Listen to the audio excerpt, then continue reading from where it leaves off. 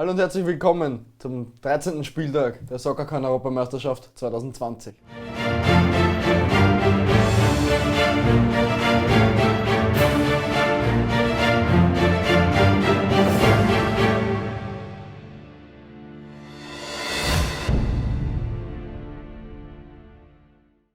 Heute darf ich wieder im Studio begrüßen René Hobeck. Hallo. Servus. Wir sind am letzten Spieltag der Gruppenphase angelangt. Wir hoffen wieder auf torreiche Partien, auf ein paar Punkte noch in den letzten Spielen. Hauptsächlich Tore, ja. Richtig. Ja, dann kommen wir mal in die Gruppe E mit Irland, Spanien, Polen und Schweden. Und schauen wir mal, wer da sich jetzt noch durchkämpft und weiterkommt ins Achtelfinale. Fangen wir mal an. Ja, die erste Partie gleich Irland gegen Spanien, das letzte Spiel. Irland bis jetzt sehr gut dominiert die Gruppe. Überraschend natürlich. Dass man diesen Satz einmal so von sich gibt, Richtig. ist auch überraschend. Schauen wir mal, ob die Spanier sie besiegen können. Ach ja, gehe jetzt davon aus, dass sie sich hinten reinstellen werden. Aber wir haben da unseren Nummer Starstürmer, 9. unsere Nummer 9, Wie heißt er? McGoldrick. McGoldrick, richtig.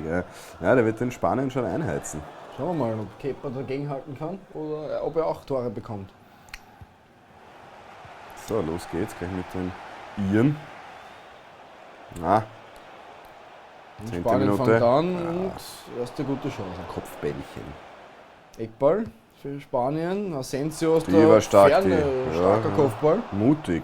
Und jetzt gleich Die Iren. Oh, Die lässt er Iren. schön aussteigen. und dann leider keine tolle Der war leider abgefälscht. Leider kein Also toller gut Schuss. geblockt. Hätte nochmal rüberlegen sollen auf Man unsere muss, da Nummer war 9. Ramos dazwischen, das kann man schon. Ja, anderen bricht er die Schulter. Hier macht das mal richtig. Und jetzt gleich die Ecke darauf. Wieder Ramos, gut verteidigt. Wieder Irland. McGoldrick! in der Mitte, Ramos, da ist ein Ramos noch dazwischen. Der Immer ist, dieser Ramos. jetzt Rodri und wieder die nächste Chance von Spanien. Ja, das war ein gefühlvoller Schuss. Jetzt nochmal die Wiederholung hier, schön durchgelassen, den Ball. Schön kommt der. Der hätte genau ins Kreuzeck gepasst. Der war gut auch gut von Torhüter aufgepasst. Also auf alle Fälle. sehr wichtig. Ecke. Jetzt Eckball für Also Spanien. Bei Ecken Wieder. kann ich mir bei den Spaniern beim besten Willen nicht vorstellen, dass sie eine Chance haben gegen die Iren. Und nächste Chance für Spanien gleich von Parejo und Weitschuss. Geht ziemlich gut hier los in dieser ersten Spielhälfte. Beiden Seiten natürlich. Hat dann doch ein ganzer Meter gefehlt. Ja, wir sind jetzt in der zweiten Hälfte angekommen. McGoldrick, Foul! Foul! Ja, aber Foul. Gibt Freistoß für Irland. Ja, und wer war's? Ramos. Hoffentlich kann der holt sich McGoldrick natürlich- aufstehen. Er holt sich natürlich seine Karte hier ab. Ja, das darf natürlich nicht Klassiker, fehlen bei einem ja. Sergio Ramos. Natürlich. Und jetzt der Freistoß für Irland. Gute Position, kein guter Freistoß. War knapp nur übers Tor, aber kann man besser machen. Das war eine Spur zu wenig. Die spanische Mauer hüpft nicht einmal. Ja, Bisschen aber deutlich respektlos. drüber über das Tor. Jetzt wieder Spanien nach vorne. Wie Wieder gesagt, gut. bei Ecken kann ich mir nicht viel vorstellen für die Spanier. Ja, und Die Iren Iren nochmal wieder. nach vorne. McGoldrick startet nicht in die Lücke. Da sind schon in oben der wäre alles Nachspielzeit. frei, wird gespielt, aber leider zu spät. Und das war's. 0-0. 0:0 Irland gegen Spanien. Also beide Mannschaften bis jetzt gut in diesem Turnier gewesen. Da ist das 0:0 auf Das jeden haben sie Fall. vielleicht auch gewusst, vielleicht dementsprechend auch wieder. Dritter Spieltag ist oftmals so, wenn man schon 6 Punkte hat oder wenn man in der Gruppe schon fast weiter ist, dann schaltet man vielleicht ein bisschen einen Gang zurück, weil Ja. die harten Brocken kommen erst. Ja, dann schauen wir uns die zweite Partie gleich an.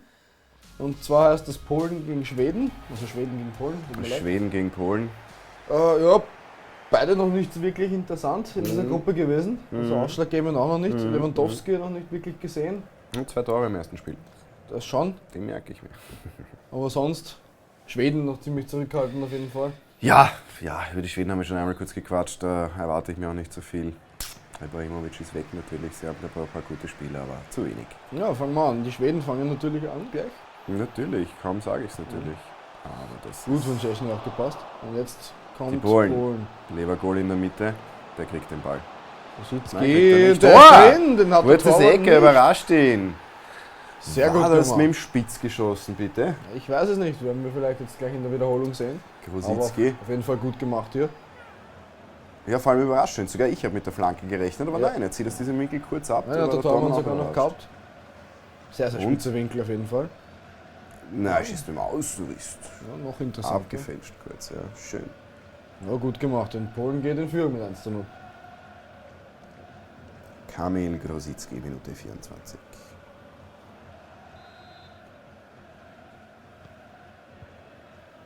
Ja, das ist vielleicht die Schweden, die brauchen jetzt natürlich den Ausgleich.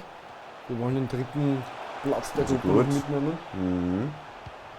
Flanke kommt aber jetzt nochmal im Nachhinein an und dann nur mehr oben das Netz. Gesehen am Tormann. Muss er nicht eingreifen auf jeden Fall. Also, Ja. den hat er. Harmlos. Auch wenn er aufs Tor gekommen wäre, natürlich.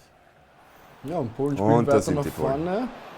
Vielleicht mit dem zweiten Treffer jetzt hier. Schön gesehen auf der anderen Schön, Seite, schön. aber leider aufs Außennetz. Nee, wieder Grosicki. Ja, hier hätte ich mir allerdings gewünscht, dass Grosicki nochmal zur Mitte spielt. Das ist richtig, da steht Da taucht gleich Lewandowski ganz allein. auf, genau. Das ist richtig, ja. Gut gesehen. Schweden wieder. Wieder schöne Flanke, wieder schlecht nicht aufgepasst. Und jetzt sind wir in der zweiten Spielhälfte schon.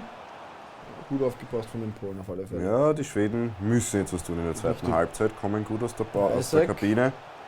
Über den Flügel auf Forsberg. Gute Gut. Flanke auf Peisson, Sehr 1:1 schön. Ausgleich. Sehr schön. Tolle Flanke von Forsberg. Ja, schön auch freigelaufen von Quaison. Hält den Kopf gut hin. Da sieht man komplett frei. Was ist denn hier mit der Abwehr von den Polen los? Ja, kommt ganz allein zum Kopfball, muss Ja, man jetzt gut am sagen. Fünfer. Richtig. Schlecht verteidigt auf jeden Fall. Ja. Na ja, gut, dann Somit muss steht es, es 1:1. ja, dann muss es Levergoal vorne wieder richten.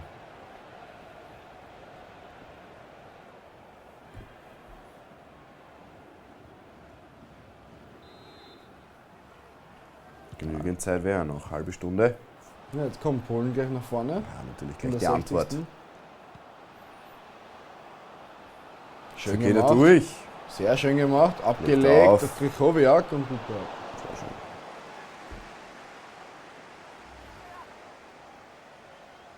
Strammer Schuss, aber ein bisschen Aber zu sehr zentral. Ja, sehr zentral geschossen. Jetzt die Ecke gleich hinten nach. Was ist denn Aber mit dieser schlechte Ecke Ecke. los? Ganz, ganz schlecht. Also Eckbälle sind nicht so. Mehr- Isaac! jetzt kommt Legt ab, Schweden. Quaison. Und Schön Quaison macht er nochmal das. Gut, aber dann der Abschluss schwach. Schwacher Fuß. Das Schade. ist Polen vielleicht. Noch 5 Minuten. Grosicki. Grosicki wieder Auf schöner Levergoal, nein. Traumpass und das ist das Time. Billig! Sehr, sehr schöner Pass auf alle Fälle hier von Wichtig. Grosicki. 86. Traum. Grosicki auf jeden Fall Man of the Match. Tor und Definitiv. jetzt diese schöne Vorlage nochmal in der Zeitlupe zu sehen. Toll gesehen, Der war perfekt. traumhaft, der Pass. Und dann kann der Torhüter nichts mehr machen. Genau im richtigen Moment hinter die Abwehr gespielt, sehr schön. Sehr, sehr gut gemacht von den Polen.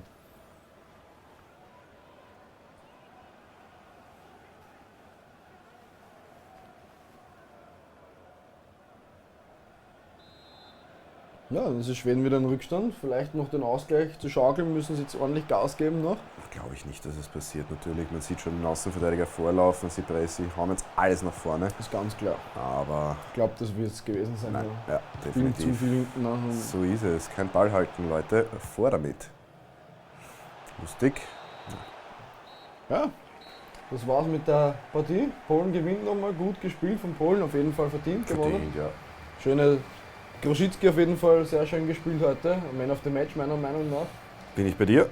Hat es voll verdient. Lewandowski leider nicht gesehen in dieser Partie, aber Ja. Macht nichts. muss nicht immer der Matchwinner sein, Lewandowski. So ist es.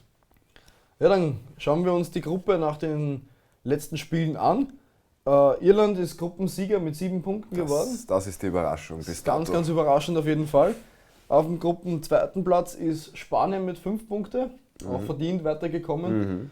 Dritter ist jetzt natürlich Polen mit den ersten 3 Punkten hier gegen Schweden. Und ja, das Schlusslicht ist Schweden.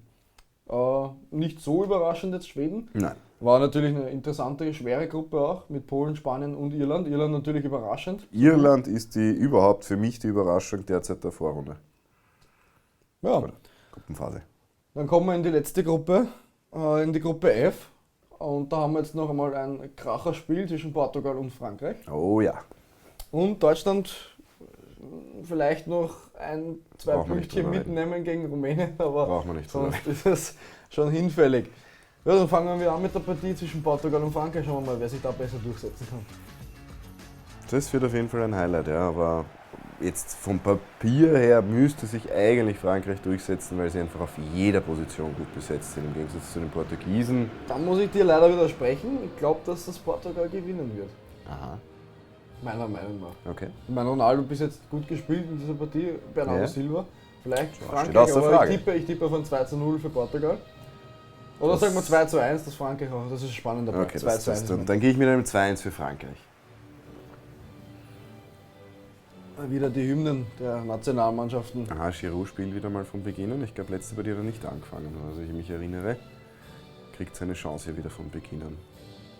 Lloris ist jetzt auch immer gut gehalten. Ja, na gut, klar, der ist etabliert, der weiß, was er tut. Ja, zum Abschluss nochmal so eine Die tolle Portugiesen fangen gleich wieder an. Partie. Portugal mit Fernandes, Bruno wie Fernandes. erwähnt zuerst. Bernardo Silva, Guedes. Kein Ronaldo vorne. Moutinho macht gleich das 1:0 in der 9. Spielminute. Das ging schnell. Zu schnell. Sehr überraschend auch auf jeden Fall. Gut, aber mein 2-1 geht immer noch. So. Aber nicht gut aufgepasst von den Franzosen. in der Sehr Verteidigung. schön gespielt. Kurzer schön. Lochpass und der doch schon etwas ältere Jean Moutinho Ist richtig. macht das gut. Macht das Sehr gut. schön gemacht. Ja. 1:0 für Portugal. Aber es ist noch alles offen. In den letzten 9 Minuten gespielt. So ist es. Jean Moutinho ist ein Spieler, der gefällt mir eigentlich sehr gut. Dreh- und Angelpunkt meistens im Mittelfeld. Ja, jetzt kommt Frankreich mal nach vorne. Bitte Über darum, Pogba Poggi. auf Mbappé raus und das war abseits. Mbappé könnte auch zu schnell für die Kamera gewesen sein. Fast. Oh, er war Zu früh gestartet, zu später Pass, wie auch aber immer. wieder Frankreich jetzt Weiter nach geht's. vorne. Leider auch Ja, keine keiner optimale guten Flanke. Gibt es eine Ecke? Ball Ja, hin. Mbappé kriegt den Mbappé noch. ist noch da. Pogba muss zurücklegen. Pavard, der Schuss. Sehr stark von Frankreich hier. Überhaupt gut von Mbappé auf der Seite gemacht und dann der Rechtsaußenverteidiger von Frankreich immer mit dem Schuss. Wahnsinn. Da war der Torhüter. Der Tormann ist noch Sehr dran. tolle Parade von Patrizia auf jeden Fall. Und gleich die Ecke hinten nach. Dann kann Portugal klären. Wir sind in der zweiten Und Spielhälfte. es spielt nur Frankreich. Und Frankreich spielt wieder Tor. nach vorne. Giroud versucht den Fallrückzieher. Wäre natürlich ein Spektakel. Für solche Gusto-Stückerl ist er bekannt. Mit Aber seinem es war Scorpion-Kick. sogar abseits. Also wenn das Tor gewesen wäre, wäre es schade drum gewesen. Das ist richtig. Wieder Frankreich nach vorne. Also könnte ein Tipp sogar noch aufgehen, wenn es so weitergeht mit dem 2:1. Ja. Griezmann mit dem Distanzschuss. Wieder Nicht gut. schlecht. Nicht schlecht von Ja, aber wie heißt das so schöne Tor, die man nicht schießt? Wenn das so weitergeht, wirst du recht behalten. Und da kommen sie schon, die Portugiesen. Cristiano in der Mitte, wartet, Ricardo. wartet, kriegt ihn nicht. Schöner Kopper, oh, ins Kreuzeck, Bruno Fernandes. Fernandes. 2:0 Portugal. Möchtest du meinen nächsten Wettschein ausfüllen?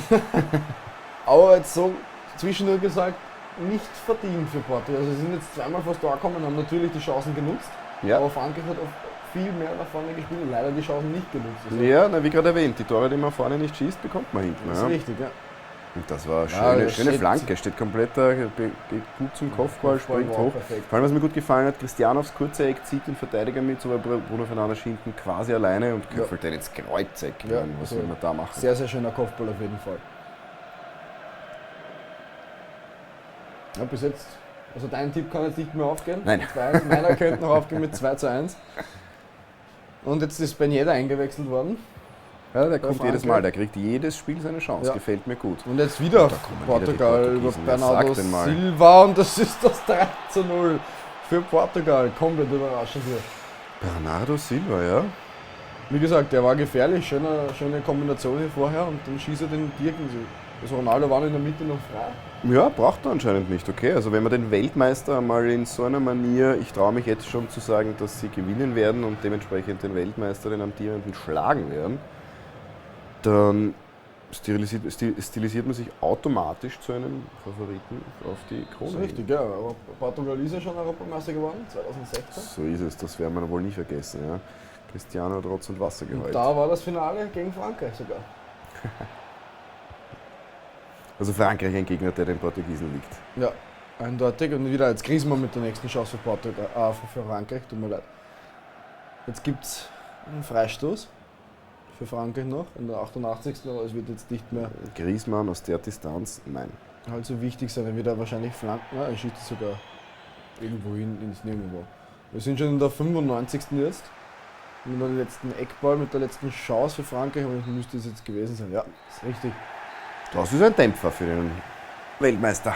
Ja, Frankreich verliert die Partie. Gut, aber sie sind ja dennoch weiter. Also Richtig, von ja, dem also her. ist jetzt gut gepunktet. Für andere Spiele kann man gegen Portugal mal verlieren. Das ist eine starke Gruppe. Ja. Mit Deutschland genauso noch drinnen. Ja. Und ja, wenn wir gerade Deutschland ansprechen, die kommen jetzt noch als letztes. Das Abschlussspiel hier in dieser Gruppe. Grande Finale. Gegen Rumänien natürlich. Ja, Wünschen wir den Deutschen mal Punkte. Deutschland kann jetzt noch sich nicht allzu blamieren, wenn sie sich noch 3 Punkte ergattern gegen Rumänien, müsste das eigentlich machbar sein. So ist es. Wünschen wir ihnen die Punkte. Schauen wir mal. Fans sind da, Stadion gefüllt. Wir wollen die Deutschen siegen sehen. Müsste das Olympiastadion in Berlin sein, oder? Richtig. Aber wir haben jetzt gleich bei der Einblendung unten sehen, beim Ergebnisstand. Am Anfang steht es meistens drunter. Sehr schön für die Teamfotos. Genau, ja, Olympiastadion, Olympiastadion. richtig. Dann los geht's und Deutschland fängt in der 3. Minute gleich an. Über Brandt, über Groß und das war mal ein wuchtiger Schuss. Ja, in dem Schuss hat man auch schon, weiß ich nicht, wie es dir geht, aber ich habe das schon noch ein bisschen den Frust jetzt des Ausscheidens ein bisschen jetzt schon. Ich glaube, sie werden das auch natürlich in den Köpfen schon realisiert haben, die sind jetzt angefressen, jetzt wollen sie da drauf. Ja, und nächste gute okay. Chance für Deutschland. Kopfball nicht perfekt getroffen hier, deswegen geht er leider drüber. Ja, Goretzka. Ja, wir sind erst in der 7. Spielminute, die dritte Chance für Deutschland. Also es geht ziemlich schnell und gut los hier. Und Brandt mit der nächsten Kopfballgelegenheit. was mich stört, zu viele Kopfbälle. Sie gehen zu viel auf den Kopfball. Ja. Aber der war eher ungefährlich, etwas zu Ja, der kleine Brand, der hat keinen Körper, dass er da auf einen Kopfball gehen Kommt kann. Rumänien vielleicht mal von vorne. Schön herausgespielt, gut aufgepasst in der Verteidigung. Jetzt Eckball wieder Kopfball für Deutschland. Jetzt ein Schuss. Abgeblockt, Jetzt im Goretzka. Spiel. Gündogan. Das erinnert jetzt schon an Eishockey, wie sie sich die da Und oben der als 16er Schuss, spielen. der Schuss muss nicht sein. Wirklich, man merkt etwas Frust und jetzt kommt Rumänien vor Deutschlands wenn Tor. Wenn er da einmal noch querlegt, dann ist das 1-0 für Rumänien. Tolle Chance. Ja, im Rücken Da. kommen 2 mit, Wahnsinn. aber den macht er dann selber. Das ist zu eigensinnig wahrscheinlich. Man möchte bei so einem Turnier ein Tor zu schießen, passiert nicht alle Tage. Dementsprechend in so einer Situation ist man dann vielleicht, gerade als rumänischer Spieler, der die Chance vielleicht nicht so häufig bekommt, da will er dann das Tor. Ganz klar. Ja, Deutschland abseits. Die nächsten Chance. Ganz klar. Jetzt Ecke. Eckball wieder, diesmal abgenommen von Ginter. Jetzt Goretzka auf Gündogan, wieder abgeblockter Schuss. Viele abgeblockte Schüsse hier in der Verteidigung. Ja, na klar, ich meine, müssen sie machen, die Rumänen. Aber Deutschland spielt ja ganz klar alleine. Nach vorne Rumänien 2 gute Chancen auch schon gehabt. Und wieder Deutschland. Unsicherheit beim Tormann, kriegt den gerade noch weg. Der Eckball, Groß jetzt mit der nächsten Flanke wieder abgefangen. Und Deutschland bleibt aber am Ball. Kimmich, der Kimmich. Außenverteidiger. Schöner Schöner Pass. Und jetzt zurückgelegt Nochmal auf Kimmich. Und jetzt da ist er ist drin. es. Sehr schön. Jetzt haben sie Ja, schön jetzt ist- herausgespielt, mal nicht mit Flanke, sondern Ja. Pass zurück auf Kimmich. Absolut. Gut gesehen. Und der Außenverteidiger wird immer mehr zu einem, ich sag mal, Philipp Lahm. Ja. Er übernimmt die Verantwortung, er mausert sich, er ist torgefährlich als Außenverteidiger. Gefällt mir gut. Ja, und somit steht es 1:0 für Deutschland. Ja, endlich. Sollten sie jetzt doch die 3 Punkte schon mitnehmen in dieser Partie. Um die Fans ein bisschen zu versöhnen. Ja, es geht ja immer noch an den Gruppen-3. Platz 2 zu kommen, vielleicht mit Glück noch. Auwe, Gnabry. Ja, aber jetzt eher ungefährlicher der Schuss. Absolut. Ich glaube, Brandt schaut ihn auch auf der anderen Seite etwas böse an. Wenn er darüber liegt, braucht er nur einschieben. Richtig. Ja, Jogi Löw Auch auch genervt davon. Jetzt wieder Deutschland, ganz klar. Werner, Werner und im jetzt steht es 2:0, ja, Werner den macht er. Ja, jetzt fängt Deutschland an zu spielen hier. Etwas spät aber doch, Zu ja. spät. Aber es war schön gemacht. Kurz gewartet hier, Werner gesehen, der aus der Drehung Ja. ins Kurze. Werner fackelt nicht lang. Einmal Richtig. Annahme, sofort schießen. Dafür kennt das, so kennt man Werner. Schön gemacht auf Bin jeden gespannt, wie lange der noch in der deutschen Bundesliga zu sehen ist oder ob der für Größeres Was jetzt nicht heißt, dass die deutsche Liga klein ist, um Gottes Willen.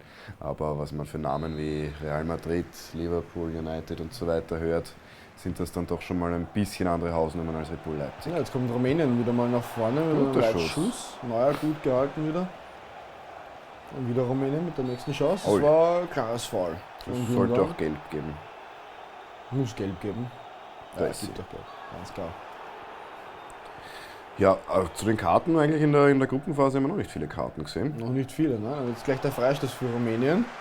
Ja, Boah! wird gefährlich. Da ist das der Anschlusstreffer. Anschlusstreffer Rumänien. Und Aber es sind noch knapp 13 Minuten zu spielen. Ja, mit Nachspielzeit Mit noch Nachspielzeit dazu. dazu. Rumänien vielleicht noch so ein Ausgleich.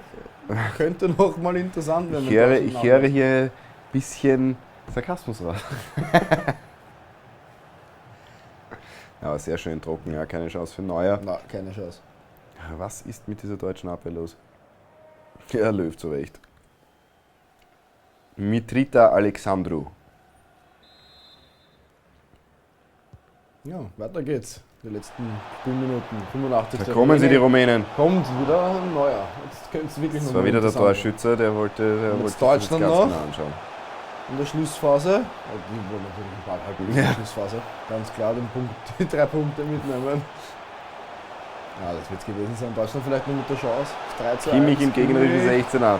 Ah, Gündogan, nochmal Gündogan. Wahnsinn. Und gut von Rumänien. Ein schneller Konter eventuell, wenn es der Tormann schnell macht. Nein, macht Ah, er die nicht. haben es schon aufgegeben hier aus. Deutschland gewinnt die letzte Partie noch mit einem 2:1 gegen Rumänien. Gratulation. Auf jeden Fall. Ein bisschen, wie gesagt, Balsam für die Seele der Fans, aber mehr auch schon leider nicht. Leider richtig, ja. Deutschland mehr erwartet. Hättest du von den Deutschen mehr Ja, erwartet? absolut. Vor allem nach der Schmach bei der Weltmeisterschaft haben wir gedacht, dass die dann natürlich alles daran setzen werden.